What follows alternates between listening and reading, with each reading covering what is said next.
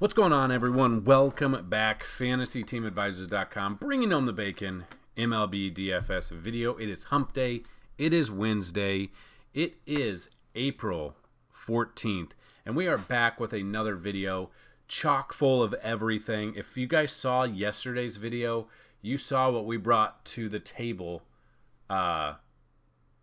late Monday night, early Tuesday morning.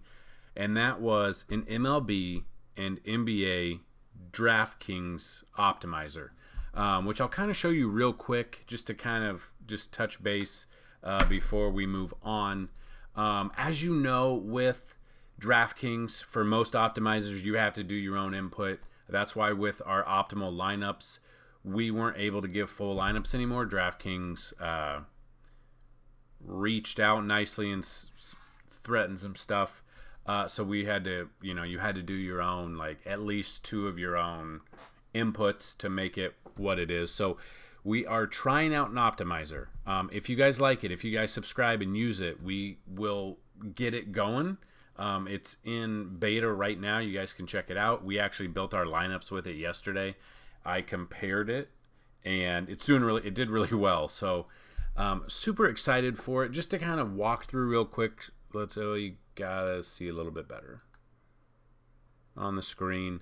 So it is built in with the DraftKings API. That's why we don't have FanDuel right now. It's just DraftKings, unfortunately. So we will still be giving optimal lineups. So under MLB, we'll have the optimal lineups for only DraftKings, or for only FanDuel. For DraftKings, you guys will use the Bacon Station and the cheat sheet in the BVP and stats, whatever else you guys want to use, and build your own lineups with this DraftKings Optimizer.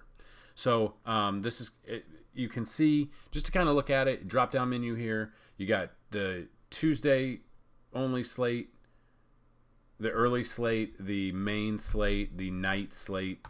So looking at this, just kind of looking, so what I have is we'll have our projections, and you can actually put them in yourself. So it even goes ahead and auto updates. So Kyle Hendricks was supposed to start until, I guess, warm-ups, and then he was out. So Alex Mills came in, auto updated. We didn't have him projected, just obviously because, and we didn't have time to add projections, but we add projections in here, and you guys can check it out. So I really like, you can take this, exclude everyone, include everybody. What it'll do is if the player is out already or injured, reserve, or whatever they are, they'll be out, and it'll be excluded there. Any position. So you take the cheat sheet, take whatever you have. You can, let's say we go Bieber and Bauer, then outfielder. This kind of how I went through yesterday. So these are through our scores and different things. So I love this. So let's just say the Tuesday night slate, the main slate. So new build here. Looking at this, you want 20 lineups, fine. I don't know if it'll be able to find 20. It should be able to find 20, but you can do the max exposure. You can do stuff like that. You can also do team stacks, which will show you. Let's see if we can build 20 lineups. Let me get rid of the team stack. So you can, you can do, however many players they can do and what team, and it'll stack it over here. So if you're making multiple lineups. So let's go ahead, new build. Let's do 5 lineups, see if we get 5 lineups with the, so there you go. I mean, super quick it was, and down at the bottom it should say how fast it went. Where's it at? Okay, I don't know where it's at the moment. But yeah, so I mean, it throws these out there. Obviously, you have to do a little bit of your own input in there. That's how we're giving you the tools to make you a better DFS player. This should help you. If you guys like this, hit that subscribe button. Check out that month pass. All you got to do is subscribe. We've got 1 coupon code left for the month pass. It'll give you half off. You use promo code YouTube21. That's going to give you a month of MLB, NBA, PGA, MMA, and NASCAR. We have 5 sports right now. Once NFL comes back, we're super excited. We do have an optimizer. It's DraftKings only, NBA, and MLB so far. That we are trying to see if we can get built into FanDuel. If it is, that would be awesome. And if that's something you guys are interested in, sign up, check it out. So, and these are not necessarily what we're looking at, but and if we can get our own ownership projections, those will be thrown in here as well. So these are just our fantasy points, and then it has projected out. So if that's something you guys are interested in, hit that like button here. If this video helps you at all, check it out. Sign up, fantasyteamadvisor.com/plans. Use promo code YouTube21 on the day or the month pass. There was a day pass right now. And these are going to change because once this optimizer gets going, it's going to be a little bit better for you guys. So just want to let you guys know that now. If you want to get in on the month pass, YouTube21 is the promo code. We have one coupon code left. So if this is your first time here, I want to welcome you. If this is your 100th time here, thank you so much. If this video helps you at all, hit that like button, hit that subscribe button. If this video gets 35 likes before first pitch on the main slate, we will throw out a FanDuel DraftKings GPP lineup down below using the DraftKings optimizer. So if this is your first time, what we're going to do is we have 15 games to go over. We're going to go over every single pitcher and the bats that have had success against them. We're going to go through the entire slate. If you want to see the pitchers we like the most out of all of these, the handful of ones, the 5, the 6, the 7, however many there are, click the link down below. The very first link in the description of this video will be this article. Hopefully it helps you out as well. So that being said, let's dig right into what we've got going on. So first game on the slate, the Yankees at the Blue Jays, being the third game of the Yankees came through on Monday, Tuesday.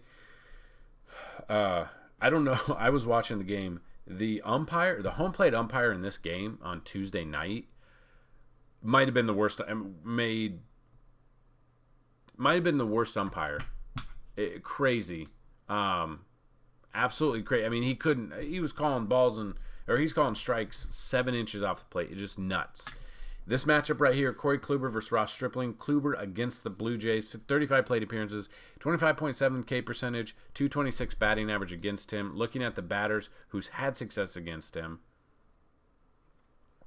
Simeon 4 for 20, a double, 2 home runs. Simeon had a home run on Tuesday night. I mean, he's got the bulk of the majority. Simeon there with 35. The other ones, no one's really had more success. So that's why digging into the numbers is, usually better, because you can see, if you just go off the plain numbers like, wow, he's faced him a ton. No, he's faced Marcus Simeon a ton. If I'm taking anyone in this Blue Jays team that I like, would be Simeon, and we kind of go from there. Flip side of that, Ross Stripling, 62 plate appearances against him, only striking out 17.7 batters he's faced, 281 batting average against him. Looking at this matchup here, who's had success? DJ LeMahieu, 7 for 19. Who hasn't DJ had success on? Probably looking at a Yankee stack here. Stanton, 2 for 5 with a double. Sanchez, 1 for 6. We'll see if he starts. Aaron Hicks hasn't had anything, but he's starting to heat up. Clint Frazier's doing okay. Glaber is probably out in this game. He was out on Tuesday, had x-rays on a jammed hand or a wrist. I can't remember, but he should be. I would assume he's out. Now, Gio switched, and he's starting to play. He had his first start at shortstop on Tuesday night.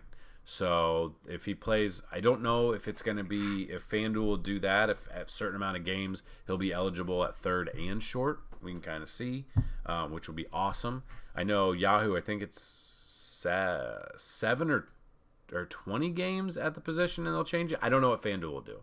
So I'm not really trusting Stripling at all. I know he had a little bit of success against them last time. I don't trust it.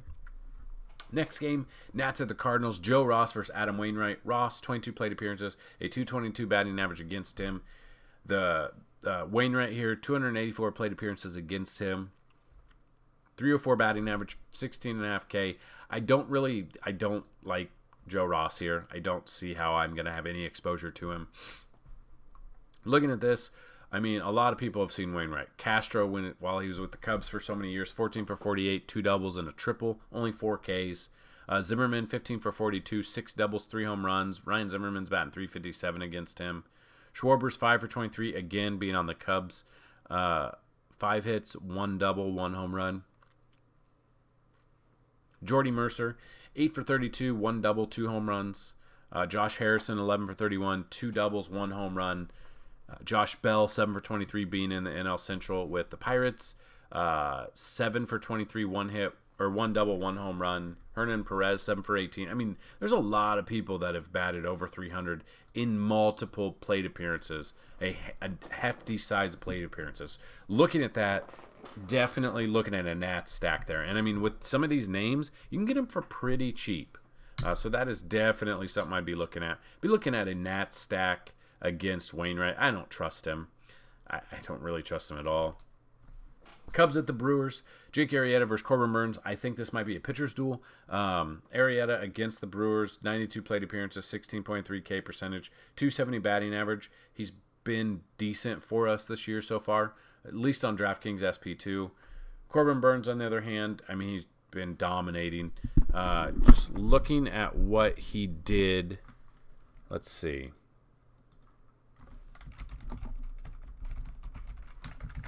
Corbin Burns' game logs. So he faced Minnesota his first game of the season. He went 6.1 innings, 11 Ks, gave up 1 earned run, which was a home run. Against St. Louis, both teams are pretty good hitters. Cubs this year are not. Against St. Louis last Thursday, 6 innings, 9 Ks. So he has 12.1 innings, giving up 1 earned run, 20 Ks, 0.73 ERA, and a .16 whip. He's not walking people. He doesn't have a walk this season. Load up Corbin Burns, especially if you're playing the early only slate. Load up. When did they change the name to American Family Field?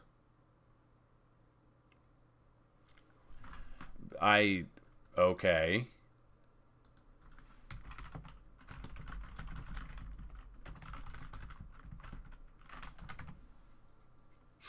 Did they really change? Oh my God, they did. Why? Stupid names.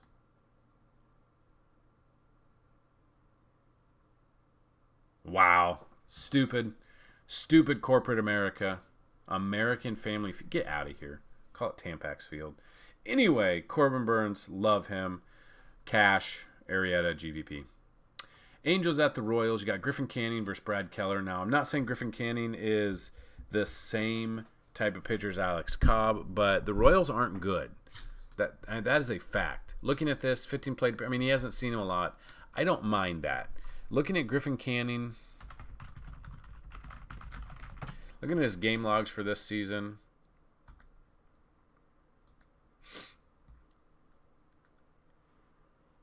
one start last week, 5.1 innings.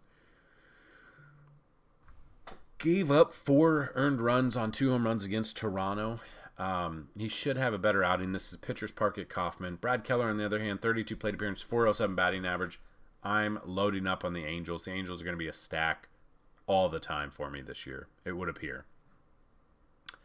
Red Sox at the Twins. Now, they're having a doubleheader. I know this is slated to be the first game, so kind of see. And then the second game, I like the pitching even better. Something to look at. Evaldi here. I don't know what to think of him. Like, the Twins can hit. Against the Twins, 71 plate appearances, 313 batting average. Maeda on the flip side, 56 plate appearances, 226 batting average, striking out 48.2 of the batters he's faced. So if we see what those numbers look like, like Hunter Renfroe's seen him 24 times, 6 hits, 1 double, 2 home runs, but 13 strikeouts. Other than that, I mean, he's only given up 12 hits out of all of them, 5 home runs. Devers has now hit a home run in 5 straight games, I believe, and he's got a home run against Maeda here. I don't know if I'll have much exposure to this pitching, but looking at this, I kind of looking.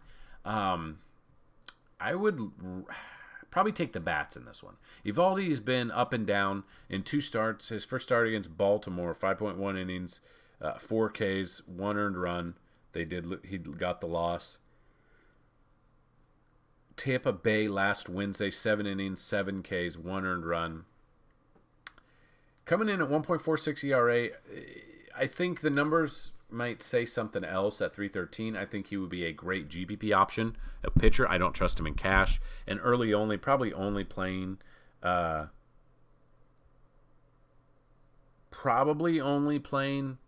in the early only. Evaldi, GPP, cash, I can't trust him because while the Twins aren't scoring right now like they should, they can at any time. Same thing with the Red Sox. So I don't mind either of these stacks. I don't mind either of these pitchers, to be completely honest, but definitely would be GPP. Second game, I guess we'll see. I don't know if they're even going to be eligible on a slate.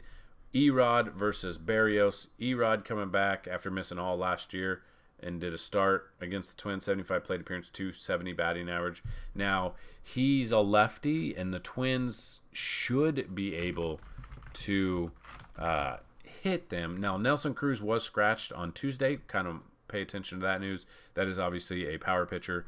So Erod start last week against the Orioles, 5 innings, 3 earned runs, 7 Ks. Berrios here, 59 plate appearances. I like him. I like both of these pitchers. I don't know if we'll be able to use them. I don't know if they'll be on the actual slates, but both are great. I think Erod's more of a GPP pitcher. I think Berrios is more of a... I think he could be both. Berrios could be cash or GPP. Next game is the Reds at the Giants. Tyler Mahle versus Johnny Cueto. Mahle, 21 plate appearances, 421 batting average against him.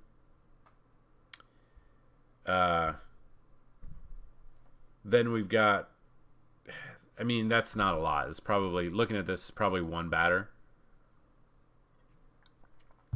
Actually, no, it's actually pretty, I mean, one start. Yeah. I mean, no numbers jump out other than Brandon Belt's 2 for 2 with 2 home runs. So obviously he sees him. He should be cheap as well. Batting 1,000 in both their home runs. But I mean, that's a very small sample size, obviously. But apparently sees the ball well with him. But other than that, everyone else kind of even.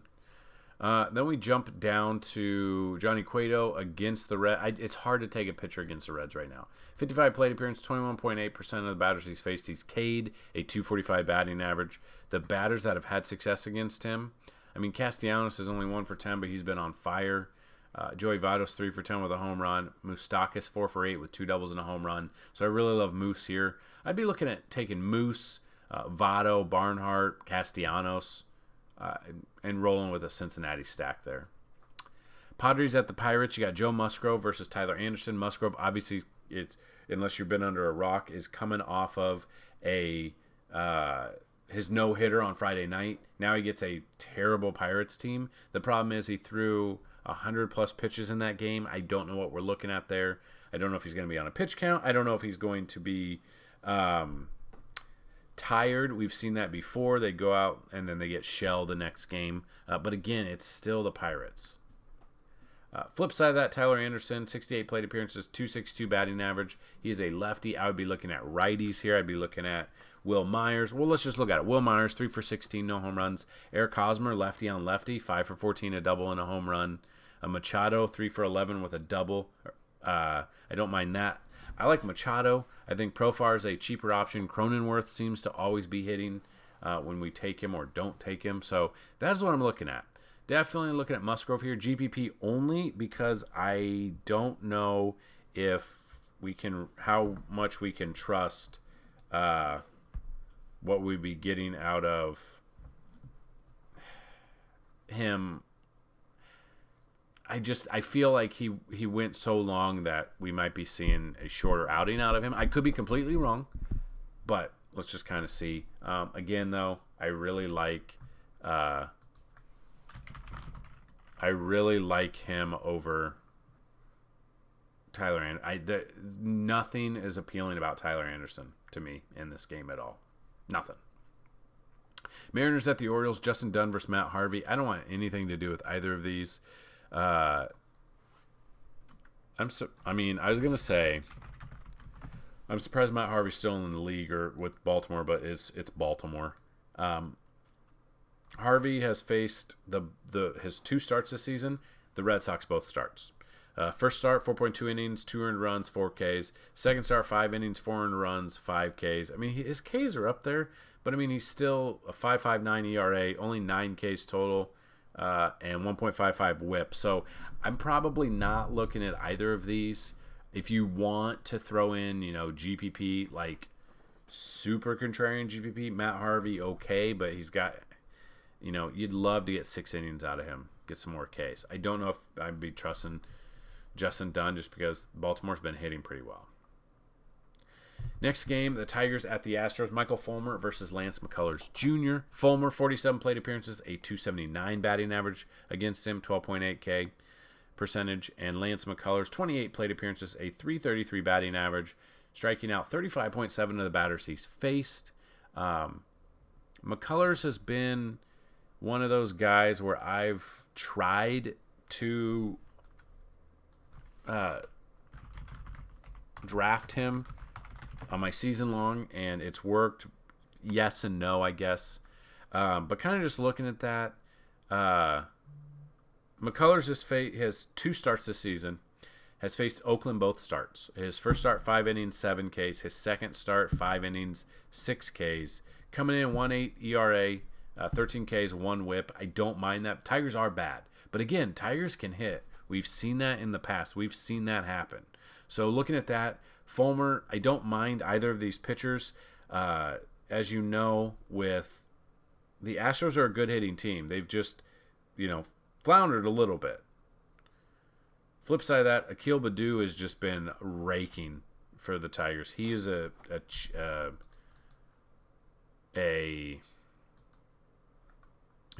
option. I mean, he's obviously never faced him before. Wilson Ramos seems to always be one of those pitchers or catchers that seems to get on base when we need him. Jonathan Scope, 4 for 8 with a home run, so he's batting 500. Other than that, Fulmer really hasn't been the same pitcher since his injuries. He would be more of a GPP pitcher. McCullers, I trust him in both cash and GPP. Rangers at the Rays, Kohei Arihara, I don't trust him against Tampa Bay, even though Texas have been clobbering them. Tampa Bay doesn't have a starter yet. I assume that means they'll have an opener, so news will have to come out, but we'll have to be waiting for that news to come out before we can do anything. Phillies at the Mets, Zach Wheeler versus old team versus David Peterson. Looking at this, Wheeler, 74 plate appearances, a 290 batting average against him. Let's see who's had success with or against him. With that, Jonathan Villar, 3 for 11. No one's hit a home run. No one's hit a triple. 20 for 69, 4 doubles. Does have walks, obviously. 3 walks and 12 strikeouts there. No one jumps out at the plate here. Dom Smith, 3 for 9. I mean, that's 333. I mean, nothing jumps out to me there. Wheeler, I don't mind GPP-wise. The Mets are either hitting a lot or they're just not doing anything. So Wheeler makes a GPP option there. David Peterson there, 33 plate appearances, a 385 batting average. I don't trust him. The Phillies are the Phillies. They can hit. They have guys that can hit. Who's had success against him in the past? Gene Segura's 1 for 3 with a double. Rhys Hoskins, who's been pretty much heating up lately, 4 for 5 with 2 doubles, 2 home runs. Alec Boehm, 1 for 3. That one hit was a home run. Again, Sunday Night Baseball, he did not touch home plate. Braves got screwed there. I'm looking at a Philly stack here. I don't mind a Segura, Hoskins, Real Muto, Boehm. I mean, you can, if you want to do multiple ones, you can get different ones out of there, definitely. Real Muto, Kutch, Hoskins, Segura, Boehm. Get those righties against David Peterson. Marlins at the Braves, Nick Neidhart versus Charlie Morton. Neidhart, let's see, came in or was projected out later. His last start, I can't find. Let's see what I can find.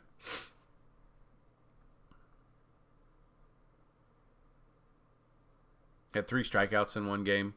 How many? He went 4.1 innings, 3 strikeouts, a 185 WHIP, and a 208 ERA in that game. So don't know how long he's actually stretched out for.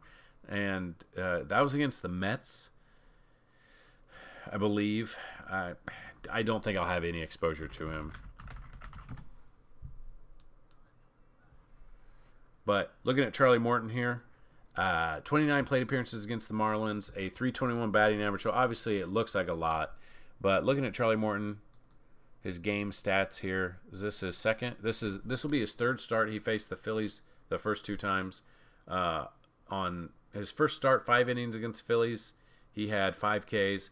Against the Phillies, his second start, 6 innings, 7 Ks. So he's coming in with a 3.27 ERA and 12 strikeouts here. I don't mind that. Again, though, Marlins have been hitting lately. They really have been hitting. So that is what we're kind of looking at. The Marlins, you would think, oh, we can take against the Marlins. And then no, he's been hitting. And or they've been hitting. So I still trust Charlie Morton, though. Probably more GPP, but I still do trust him there. Indians at the White Sox next game. Zach Plesac versus Carlos Rodon. Now, Rodon was supposed to pitch Monday, and then the game got called, I believe, or I can't remember what happened. And I really liked him there. Love him here. No different. 78 plate appearance, 209 batting average. I'm looking at him for cash or GPP. I think it'll be a cheaper option when people are paying up at other positions. Plesac, on the other hand, 58 plate appearances, a 204 batting average, striking out 34.5 batters he's faced. Let's see if it's actually a lot of batters or just like one. I mean, Abreu, 2 for 11 with 3 Ks. Moncada, 3 for 12 with 4 Ks. Grandal, 1 for 9 with 5 Ks. Luis Robert, 1 for 6 with 3 Ks. So Plesac could be an option here that I wasn't even looking at prior to this. Let's see what Plesac did his other. Faced Detroit both games, and they're not that good of a team. 6 innings his first game, 4 Ks. Against Detroit his second game, 7 innings, 0 earned runs, 6 Ks there. He's coming in with a 1.38 ERA and 10 Ks. Plesac is on my radar here. Cash, GPP, SP2, it doesn't matter. I like both of these pitchers here. Now, while the White Sox can hit, they can also get out and strike out too. So that is something to pay attention to. I like both of these pitchers here. Then the final game on the slate is John Gray versus Dustin May, the Rockies at the Dodgers. The Rockies' offense has been and can be very anemic when they need to be. Don't trust John Gray. I would be looking at the Dodgers as a stack for sure. I mean, I don't see how you don't. Every single game I see that. Looking at this, John Gray, I want to say he got lit up. I want to say he got lit up against the Dodgers opening series in Coors. Now it's Coors, so I get that. But looking at this, he didn't get lit up, actually. First game, he went 5 innings, gave up 1 earned run and 7 Ks. Second game against Arizona, 6.2 innings, 4 walks, 5 Ks. He's coming in with 1.54 ERA and 12 Ks. I still don't trust him. The batters who have had success against him here, let's see. Turner, 9 for 30 with 3 doubles, though Tuesday night, Turner got, or he was scratched. I don't know if he was a late scratch or what. He didn't play. So that's something to pay attention to. Maybe he just needed the night off. I don't know. We'll kind of look at that if that's something we're looking at. Continue, but I do like Turner there. Corey Seager, he's finding his way onto my cheat sheet.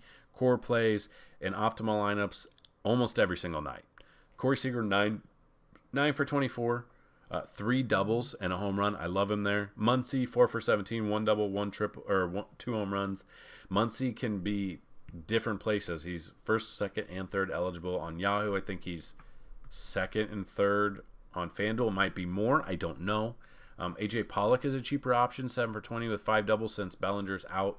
We'll see if Mookie Betts is in.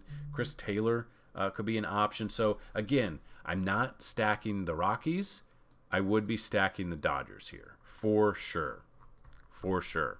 So, there are all of the pitchers, guys and gals. If this video helped you, hit that like button. Hit that subscribe button.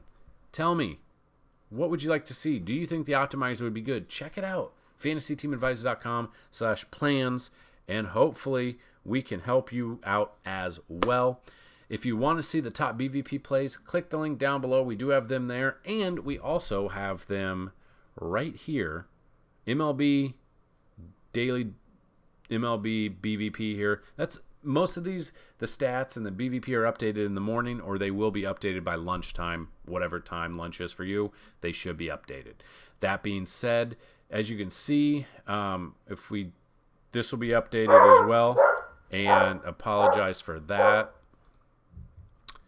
So once the slate is up, this will auto update, and then when I enter our projections, those will be auto update into here as well. And you guys can, when you're building it, you can come in and you can click the optimizer, you can click that and put your own projections in there. So that helps you build it yourself.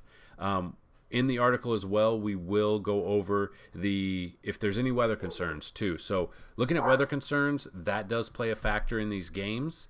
And we've been lucky for the most part. We have got screwed a couple of times this year, but weather-wise, we've been lucky so far. There has been an uptick in late scratches out of some players, which normally you're good with because you get the lineup, you know who it is 4 hours ahead of time. But then again, kind of like yesterday with Kyle Hendricks, something must have happened in warm-ups when he was warming up like 15, 20 minutes before game, and then that happened. So sometimes that happens, but it's not... It's very rare, I should say. So that being said, this video was super long. They seem to be, but if this helps you out, hit that like button, subscribe, check it out. Good luck. Let me know how you did in the past, yesterday, day before, the Masters, whatever it is. Be on the lookout. We have our cheat sheet up for PGA, and we'll be getting our lineups up there as well for the RBC Heritage. MMA is coming, NBA, NASCAR. It's all there. It's ready for you guys. Check out fantasyteamadvisor.com. That's what I've got. Good luck, and as always, bring home that bacon. Peace.